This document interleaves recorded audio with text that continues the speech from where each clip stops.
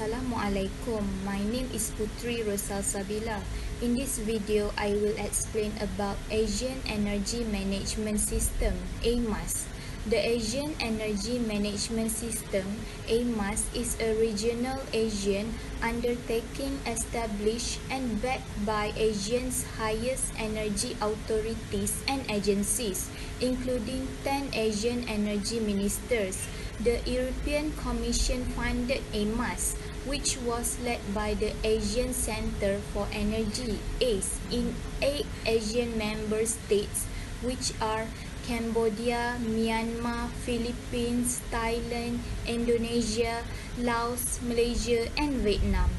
The aim of AMAS is to give participants a full knowledge of the Sustainable Energy Management Program and taught them how to improve energy efficiency and significantly lessen the cost of energy. The Energy Management Gold Standard is the AMAS Energy Management System brand for energy end users undergoing AMAS certification.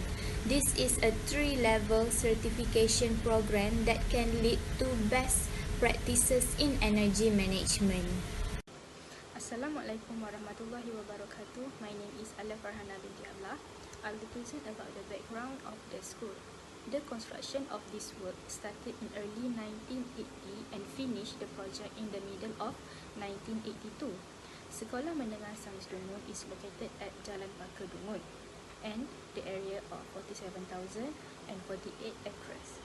Sekolah Menengah Sains Dungun had been operated since 1st May 1982 with the several teachers and the staff start working at the school. On 15 August 1982, Sekolah Menengah Sains Dungun officially started to accept the students.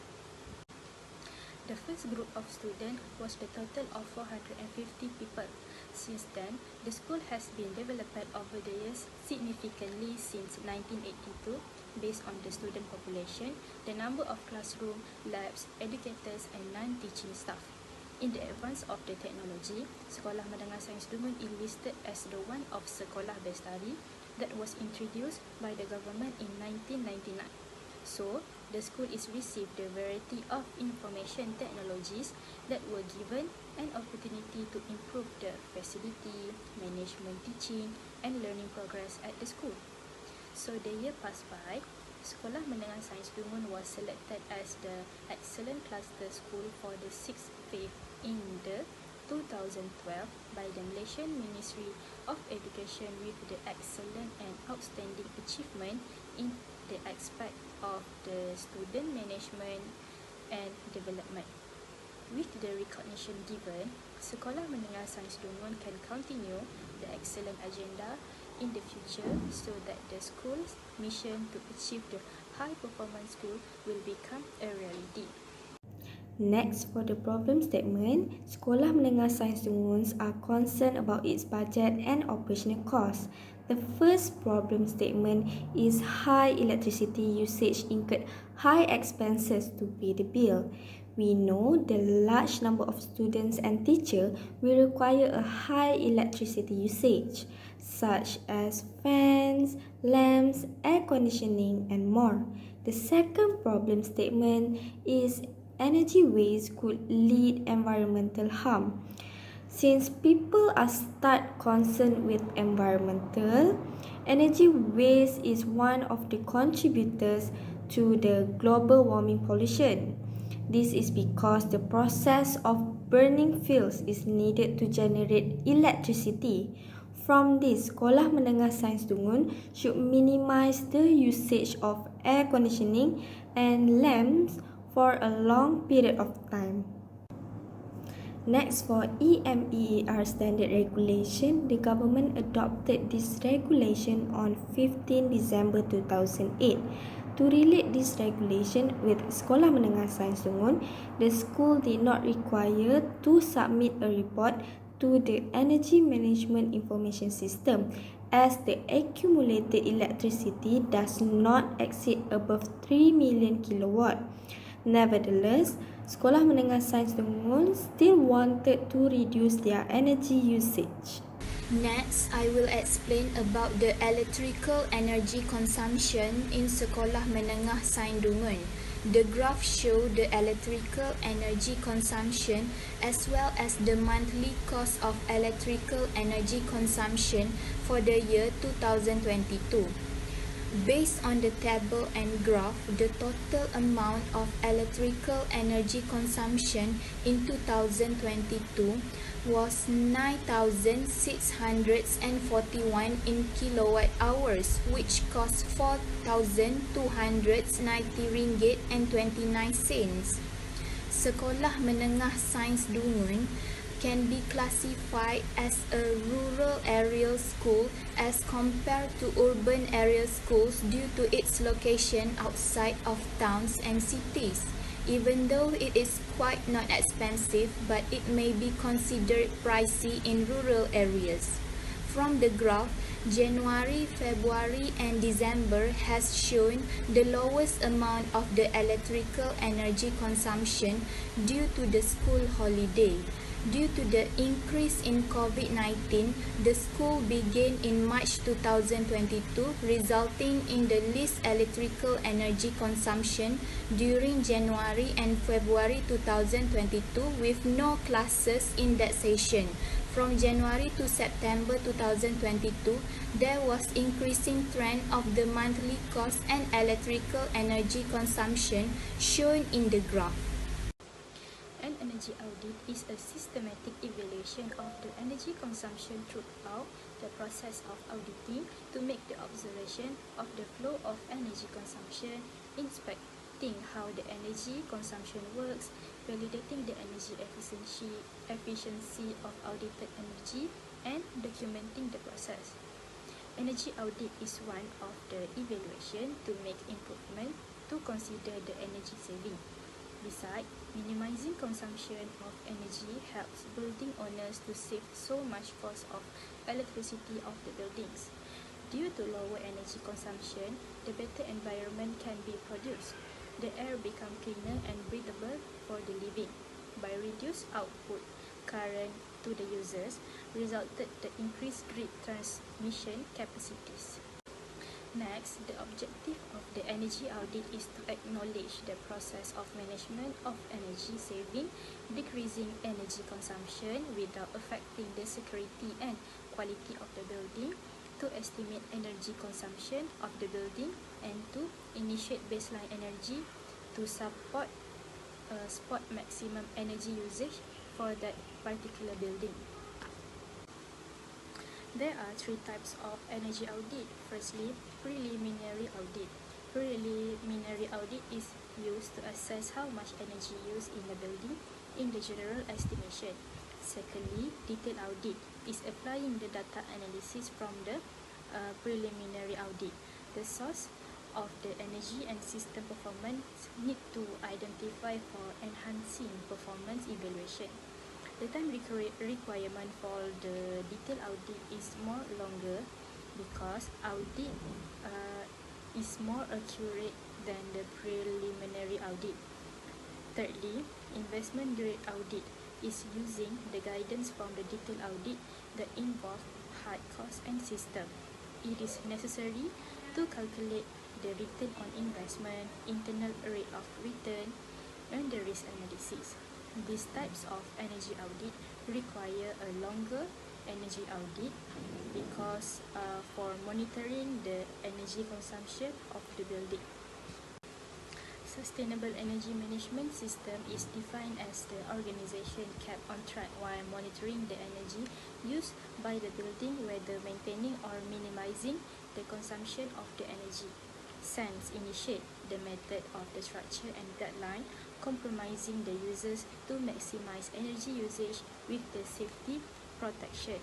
SEMS optimize energy system by integrating internet data, connectivity, transport power, built environment and heat. For example, a SEMS saving cost of the 5,000 in the energy cost per year at the Lisbon City Hall. Hence, it's resulted in reducing the energy bill to the pay and flexibility of the system, maintaining services that give the value in the financial system. Next is energy policy. Energy policy is a technique that governments frequently utilize when deciding how to resolve energy challenging issues such as energy conversion, distribution and consumption.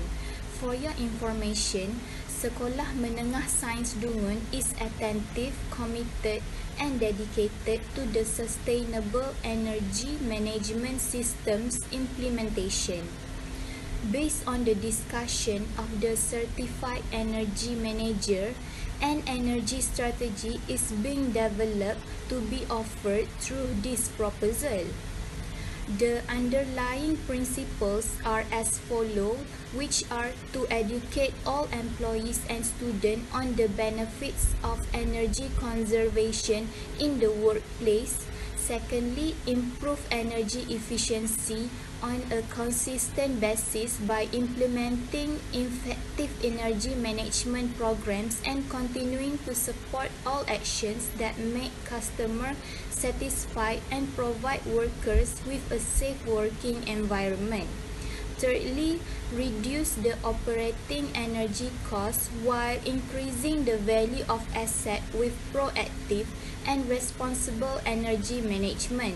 Lastly, encourage energy efficiency to ensure that energy is used productively and waste is kept to a minimum in order to contribute to community development that is more sustainable.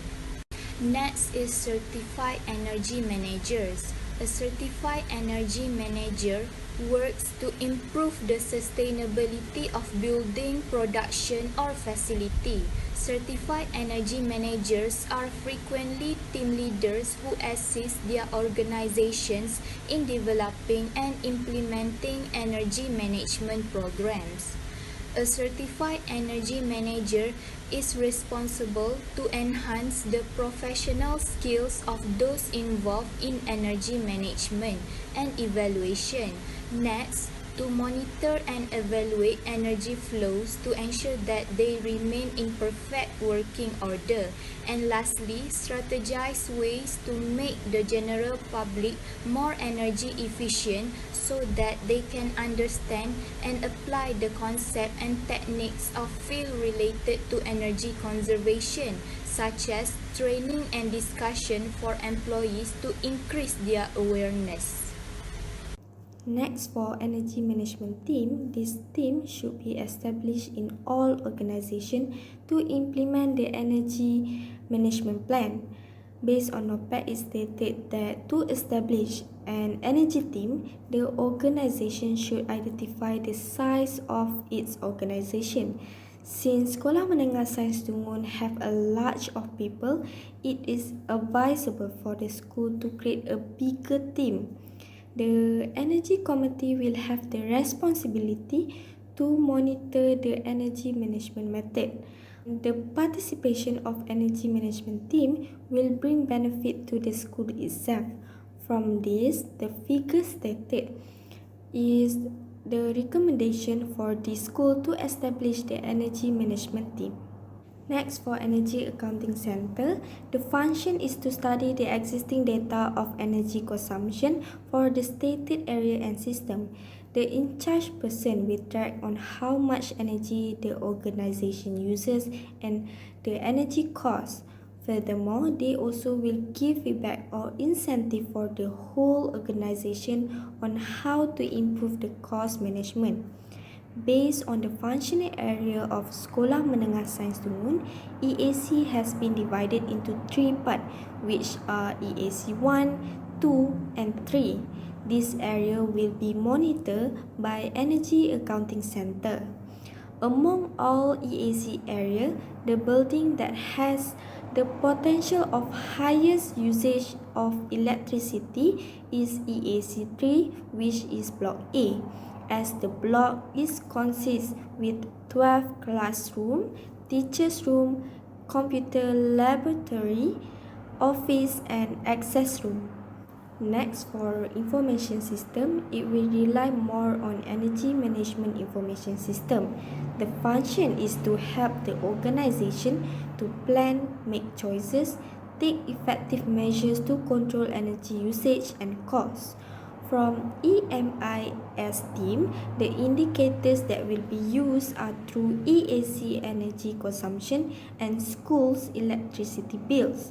The features should include to proceed EMIS project is the first one, track and monitoring. The second one is reporting and alerts.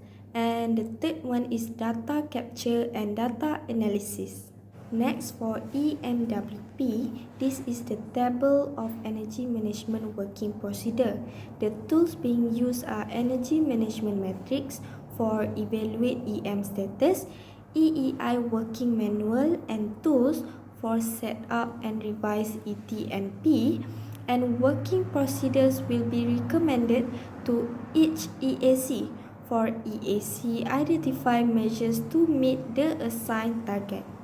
Next is training and awareness session.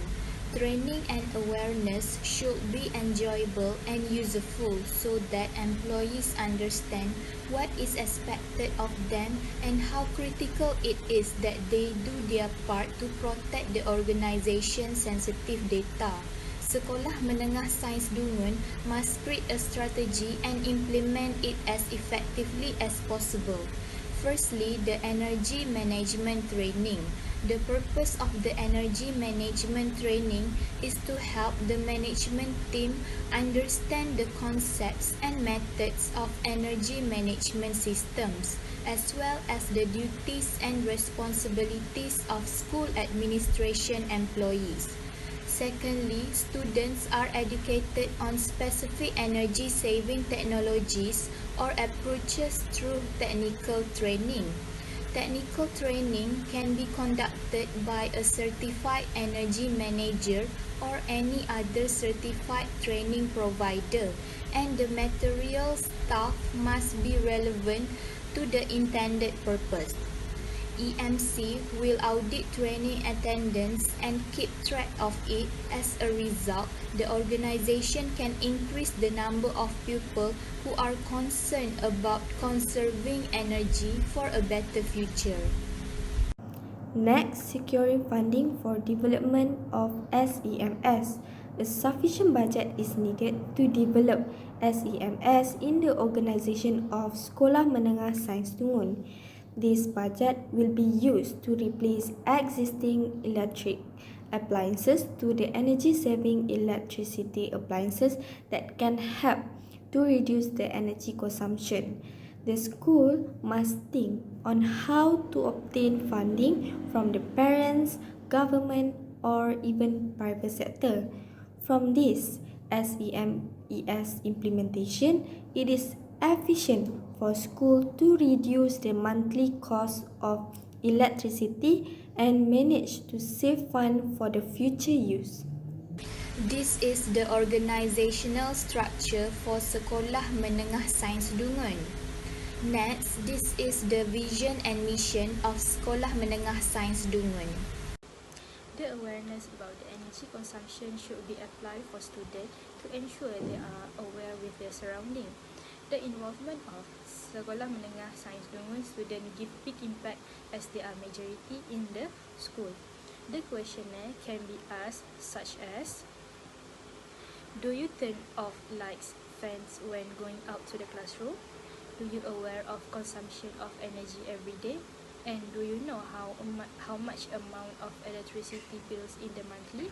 So the student either can be tick 1, 2 or 3. By implementing sustainable energy management system, Sekolah Menengah Sains Dungun can reduce its electricity consumption while maintaining user comfort and effectiveness. As a result, not only students but also teachers would be motivated to work and learn in the most pleasant and environmentally friendly manner possible. The table above shows the comparison between the actual electricity energy consumption for the year of 2022 and the estimated electrical energy consumption for the year 2023. The organization has greatly benefited from Sekolah Menengah Sains Dungun's improvement and adjustment, not only in terms of cost saving but also in terms of improvement to working environment, culture and other elements. As a result, it would improve the organization's effectiveness and efficiency in planning and the management. Assalamualaikum warahmatullahi wabarakatuh. My name is Nabilah binti Amer Hamzah. I will explain the no cost, low cost and high cost energy saving measurement. For the no cost, the school need to switch off all the office and the classroom appliances such as lighting and fan when it is not used. The school also need to turn down the thermostat and lighting control when no one in the building. For the low-cost energy saving measurement, the school need to inspect the machinery or other equipment regularly. The school also need to replace the existing light bulb with the LED sensors in the spaces that are not constantly occupied. For the last one is high cost energy saving measurement. For this one, the school need to adopt solar energy in the school so that they can reduce the energy consumption level. They also need to replace the old chillers or other old equipments in the school with an effective one. Next, we move to the total cost energy saving measures. For the total cost energy saving measures, we can see this in table. The total cost energy saving measures for Sekolah Menengah Sains Dungun is RM109,000 Malaysia. This financial preparation are be prepared to aid for the Sekolah Menengah Sains Dungun to lower the energy usage and the high building costs. RM109,000 Malaysia is come from the high cost energy saving measure. It also come from the low cost saving measure, but there's no any amount that written in the no cost energy saving measures. After that, I will explain the measurement and verification methods. For this method, we will use the planning, gathering, measuring and analyzing data for aim to analyze and reporting the data in specific facility as the consequences for the use of energy conservative measures. In this project, we will use the option B, which the Sekolah Menengah Sains Dungun need to replace the old chiller or other old equipment in the school. Furthermore, option B that we use in Sekolah Menengah Sains Dungun is more comparable compared to the option A. This is because there is no restriction permitted in the option B, while for the option A there is a restriction permitted. However, the option B is more complex and more expensive compared to the option A. So, the baseline data, reporting period and energy saving will be measured in order to determine the modified baseline data. The project summary for the Sekolah Menengah Sains Dungun is they need to replace the light bulb with LED sensors in the place that are not frequently used. In addition, they can consume less energy in the building and reduce the building cost. So, the required outcome by using the measurement and verification methods is they can cut the energy used and save the energy based on the ECM methods. In conclusion, we choose the Sekolah Menengah Sains Dungun for our Sustainable Energy Management project. The objective for this project are to develop the sustainable energy management and to increase the awareness about the energy use and energy saving.